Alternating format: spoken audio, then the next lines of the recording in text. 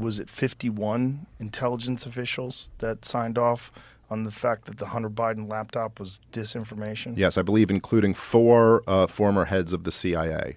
And it's really something because there's no like demand for accountability for those people. Yeah. Like, hey, explain yourself. You know, like how did you sign off on this?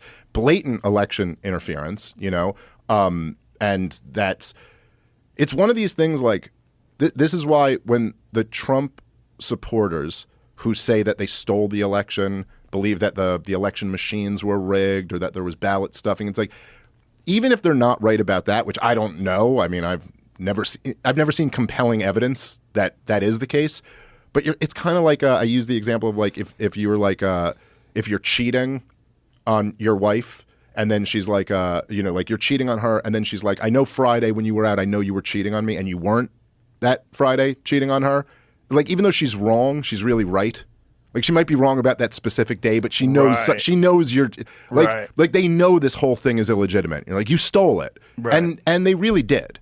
They really did. I mean, they suppressed the October bombshell that would have very likely tipped the election in Trump's favor. Yeah, and tried to make it seem again that Russia was, you know, stealing our elections, which is another major factor in the whole Russia-Ukraine conflict. That, first of all, what an insane provocation of Russia it was for the last 6 years to have not just people in the corporate press, but like the former head of the CIA, you know, like on TV every day saying Russia attacked our democracy. They interfered in our election and then also claiming that they were in a partnership with Donald Trump to steal it from Hillary Clinton. And I heard senators and congressmen and every media pundit, people from the FBI, the CIA, constantly saying on TV that this was an act of war by Russia, that they would say it's worse than Pearl Harbor, what they did. And so if you're, from the Russian perspective, you're sitting there and you see the most war-hungry country in the world, the country that in the last 20 years has fought 7 wars, you know, led to the deaths of hundreds of thousands of people, destroyed nations, and they're out there saying, you just committed an act of war against us. I mean, like that's quite an aggressive posture, particularly when they all knew it was bullshit. They all knew from the very beginning. And so you had all of that, and then they tried to do it again in 2020, claim this was a Russian operation to you know, interfere in the election. And meanwhile, all of it was actually a U.S. intelligence agency's operation to interfere in the election, just from the other side. It's so crazy. It's so crazy that this is not a mainstream narrative and that the news ignores this.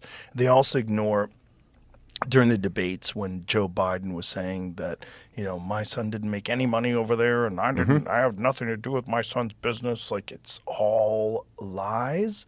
It's all easily proven, and there's nothing. Yeah. And of course, if Trump, you know, like the moderator doesn't push back during that debate and say, excuse me, Mr. Biden, that's just not true. Right. Like, we know there's no pushback on that. They just let him get away with it. And he gets to stand up there and say, hey, look, all of these intelligence officials, they tell they're backing up my story that that this laptop is Russian disinformation. And I don't know exactly what it is now, but I remember there were they had like opinion polls on this after the Mueller investigation.